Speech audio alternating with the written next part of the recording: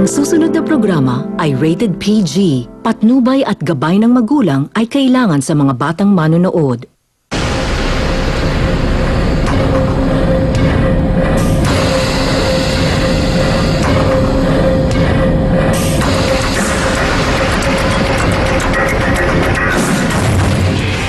Magandang hapon mga kapatid. Napipiko na raw si Pinoy sa mga banat ng China sa agawan sa Spratlys Island.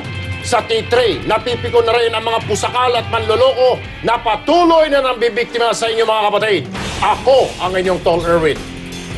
Ako naman si Tol Rafi ngayon, pikon talo ang mga abusado at dorobo dahil dito tatapusin natin ang mga paghari-harian nila para mga api mapayapa.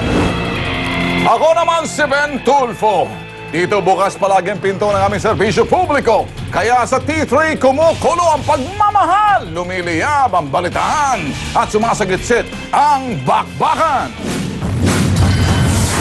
Ang mga balitang dapat aksyonan, elementary school na mababa ang bakod at walang gwardya, takaw disgrasya sa mga bata at ang CR nila, takaw boso pa sa mga manyak. Pera na ibinibenta pa, lalaki, huling nagbibenta ng peking pera. Pilatisin ang hawak niyong 1,500 at baka naloko na kayo. Lugaw na hindi init ang nakakapasok kundi ang kadiring proseso ng pagluluto. Ang aming video lante nga, On My Lugaw! Isang security guard na buryong umakyat sa bubong, ano naman kaya ang nakain ng mamang ito? Ang mga karatula na dapat sana'y makatulong sa publiko, isa-isa natin ang mga nakakainis at nakakatawang resulta sa What's Wrong with this Video. At sa Attorney on Call, umuulang problemang legal ay dinutulog kay Attorney Mel Santa Maria. Action na natin live. Balitaan at serbisyo publiko, umpisa na!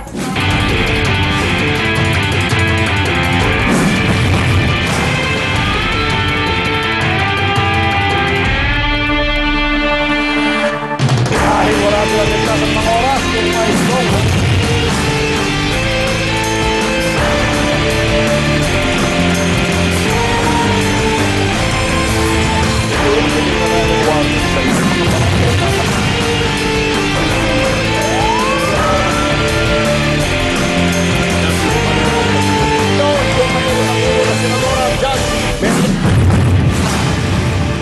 Sa hirap ng buhay, ang marami nating kababayan ay dinadaan sa pampalipas gutom ang murang lugaw. Pero may mga lugaw pala na kapag natuklasin ninyo kung saan galing, mapapa-oh my lugaw ka!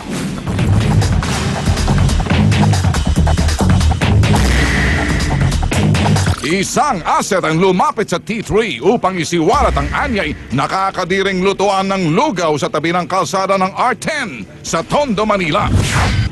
Hindi nila nililinis yung proseso ng kanilang pagluluto.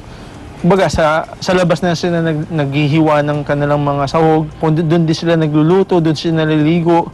Kumbaga, yung mga dumi ng katawan nila, halo-halo na doon sa lutuan nila. Pinuntahan ng T3 ang lugar at ito ang bumulaga sa amin.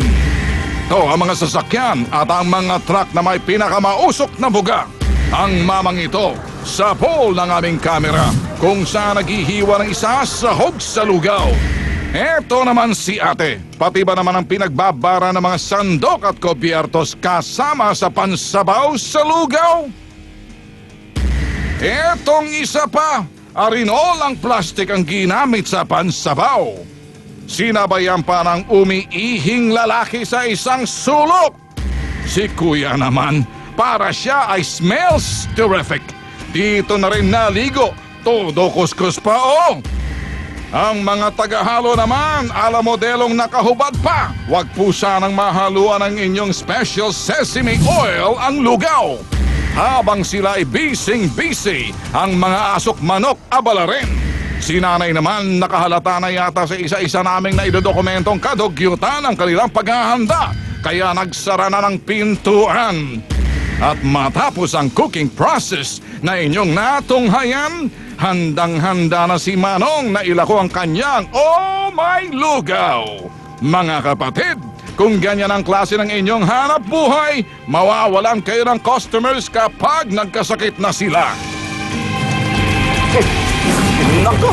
Kung meron kayo makitang katiwalian, maling sistema o mga problema sa mga lansangan na hindi na-aksyonan, ipadala nyo lang sa aming email, vigilante@gmail.com. Magmasid, makialam, maging Vigiolante! Mga tol, may mabango naman tayong balita. Naalala niyo ba yung basurahan sa likod ng eskwelahan sa Bulacan? Mabango? Mabango. Oh, okay. Mabango na ngayon. Okay. Dati mabaho. Oh. Sa isang iglap, kumilos na ang kanilang kapitan para ayusin ito. Panoorin natin ang pagbabago sa kanilang barangay. Ito, panoorin. Iyan. Ilang araw makalipas, ilabas ng T3 ang problema sa basura sa barangay Minuyan, San Jose del Monte, Bulacan. Nagsagawa ng Operation Linis ang mga residente sa kanilang lugar. Naabutan namin sila ng naghahakot ng basura. Inisa-isa nilang linisin at ayusin ang mga nakaplastik at nakasakong basura. Ang mga EPs, abay, naglabas ang pasanimoy evacuation center nilang basurahan. Inilagay ang mga basura sa truck para dalhin sa isang dump site. Dadalhin ito sa tamang tapunan. Aminado naman si Kapitan Fidencio Di Baala na kailangan nilang itama ang pagkakamali. Since na ang reklamo po ay tungkol sa basura nangangamoy pag hinahakot, i-request ko po na by every Saturday na lang po hakutin yung basura. Nangako naman ang ilang tanod ng barangay na hindi na rin sila magtatapon sa likod ng eskwelahan. Dati kasi silang nakuna ng aming surveillance camera na nagtatapon doon. Kaya ang dating basurahan sa likod ng eskwelahan, ngayon, isa na nga itong malinis na likuran. Para kay Kapitan Fidencio Di Mala ng Barangay Minuyan, San Jose del Monte, Bulacan, good job. Keep up the good work. Alright, ang pinagkakataka ko lang, Tol Rafi, sa bagay, good job yun. Pero sana naman, next time, kailangan pa natin kalampagin para kumilos sa mga taong ito. Pag mali naman, ayusin ka agad. Kaya tayo nandito. Kaya tayo nandito. Para yung mga tatamad-tamad, Gising. kailangan latiguhin. Latigo! Okay. Para po sa mga problemang legal, isang dial na lang ang attorney on call. Kasama natin ngayong hapon si Attorney Mel Santa Maria. Puntahan po natin siya, Attorney Mel. Maraming salamat sa iyo, Erwin. Ang ating mga kapatid na humihingi ng payo ngayon ay napakarami ulit. Pero kakausapin natin si Corazon kasi siya ay ginawang caretaker tapos bigla na lang siyang pinapaalis ng may-ari ng tinitirahan niya.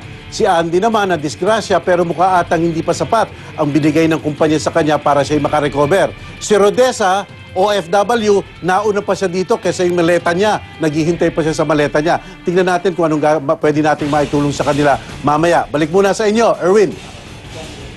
Maraming salamat sa iyo, Attorney Mel Santa Maria. Samantala, susunod sa T3, anong mali rito? Ang paborito niyong segment na What's Wrong with this Video? Abangan! Pera na ibinibenta? Ibinibenta, pera? May ganon? Alamin.